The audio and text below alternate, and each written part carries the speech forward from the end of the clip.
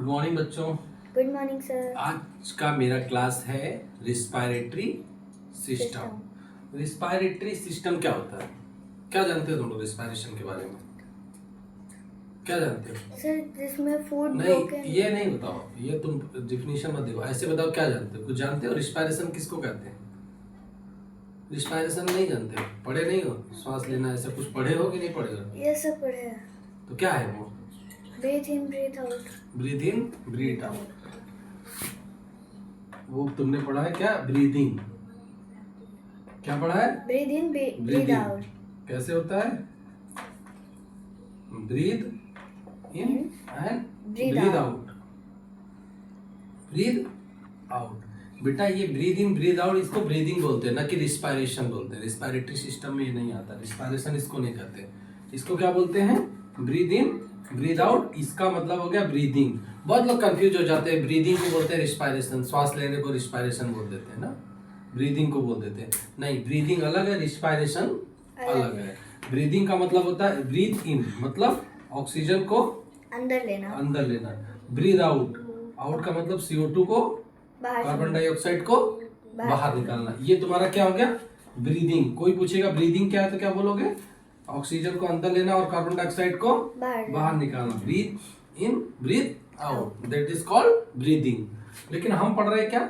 Respiratory system. Respiratory system का definition क्या है? रिस्पायरेशन द प्रोसेस, ऐसी प्रक्रिया। प्रोसेस मतलब प्रक्रिया। The process in which food, जिसके अंदर फूड मतलब फूड जो हम खाते पीते हैं उसको क्या बोलते हैं? फूड, खाना आपका। Food is broken down. Food is broken down with और विदाउट, मतलब विथ और विदाउट ऑक्सीजन, मतलब ऑक्सीजन रहने पे भी, ऑक्सीजन की अब्सेंस में भी। To release energy is called respiration. Is called respiration. ठीक है, रिस्पायरेशन। ठीक है, तो याद करो फटाक से। The process in which food is broken with or without oxygen to release energy is called respiration. ठीक है, समझ में आ गया? पक्का ना? मतलब ऐसी प्रक्रिया जिसमें खाना क्या होता है? टूटता है ऑक्सीजन के प्रेजेंस में भी और बिना ऑक्सीजन के भी, और वो क्या रिलीज करता है? एनर्जी। क्या रिलीज करता है? एनर्जी। इसी को हम क्या कहते हैं? रिस्पायरेशन। रिस्पायरेशन का मतलब ये हो गया खाना।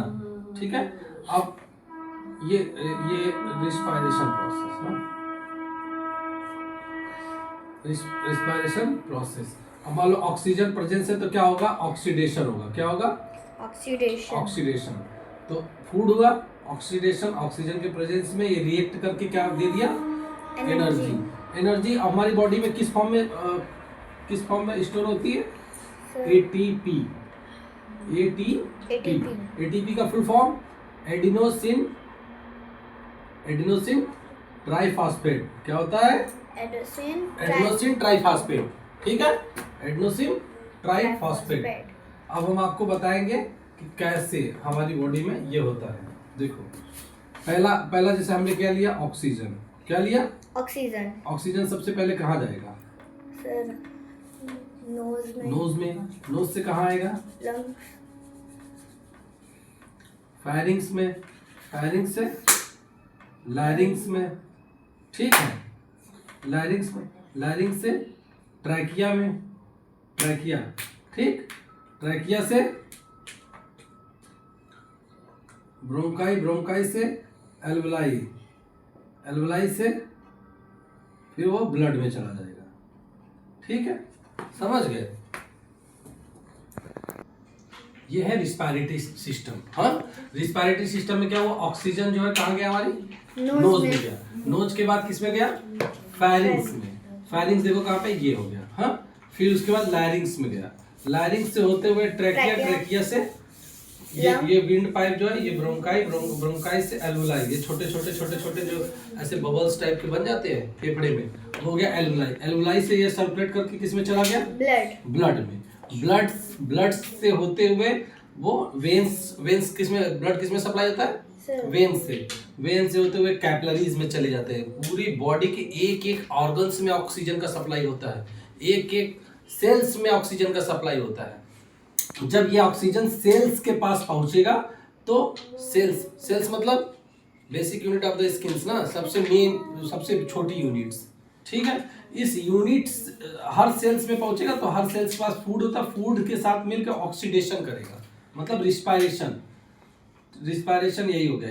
ये जो रिएक्शंस होता है इसी के बाद हमको क्या मिलता है, एनर्जी। अच्छा नोज तो समझ गया, फायरिंग समझ गया, जहां से खाना अलग जाएगा और ऑक्सीजन अलग जाएगा, ये होता है कॉमन पाथ, इसको बोलते हैं कॉमन पाथ। मतलब ऑक्सीजन और खाना एक साथ यहाँ पे आने के बाद यहीं से पाथ डिवाइड हो जाता है, जैसे है ना, ठीक है। यहाँ पे देखो महसूस होता है ना, ऑक्सीजन लंग्स में जाएगा और जो खाना पीना है यहाँ से अलग होके वो कहाँ जाएगा, पेट की तरफ जाएगा, जो भी भोजन आप ले रहे हो वो। हाँ, तो इसको फायरिंग्स को क्या बोलते हैं, कॉमन पाथ। क्या बोलते हैं, कॉमन पाथ। उसके बाद ये ऑक्सीजन हमारे कहाँ पे आ जाता है, लैरिंग्स में। लैरिंग्स का काम क्या होता है, जो मैं ये बोल रहा हूँ, जो आप सुन रहे हो, ये आवाज कौन निकालने का काम कर रहा है, लैरिंग्स काम कर रहा है, ये हमेशा याद रखना। तो इसीलिए इसको वॉइस बॉक्स भी बोलते हैं, कंठ बोलते हैं, कंठ खुल गई ना, तो ये लैरिंग्स होता है, ठीक। जो अगर हमारा लैरिंग्स गड़बड़ हो जाए, खराब हो जाए, तो हम बोलेंगे तो आवाज नहीं आएगी। जो गूंगे लोग होते हैं उनके लैरिंग्स गड़बड़ होते हैं, ठीक है। तो हमारा जो आवाज निकालने का काम कर रहा है वो कौन है, लैरिंग्स। तो ऑक्सीजन फायरिंग्स कहाँ है, लैरिंग्स। लैरिंग्स से होता है ट्रेकिया मतलब ट्यूब है, इधर से जो डिवाइड हो रहा है दोनों फेफड़े की तरफ, इधर से ब्रोंकाई से होते हुए एल्वुलाई में आ जाएगा, ये जो बबल्स टाइप के बनते हैं, ठीक है। अभी आगे चित्र बना के अच्छे से देख सकते हो अपनी बुक वगैरह में। एल्वुलाई से होते हुए, एल्वुलाई से वो ब्लड में जाएगा ऑक्सीजन, कहाँ जाएगा, ब्लड में आ जाएगा ऑक्सीजन।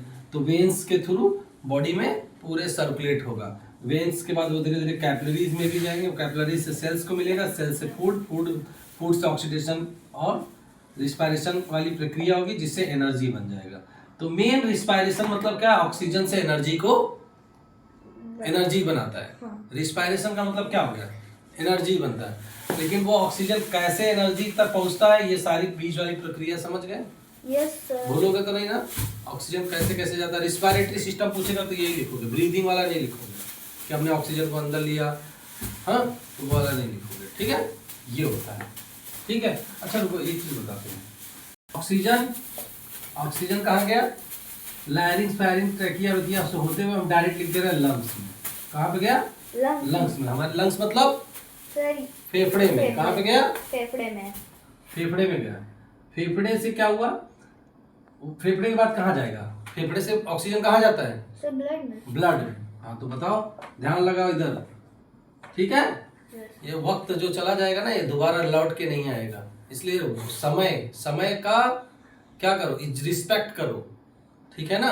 अगर आप समय की रिस्पेक्ट नहीं करेंगे तो समय आपकी रिस्पेक्ट नहीं करेगा।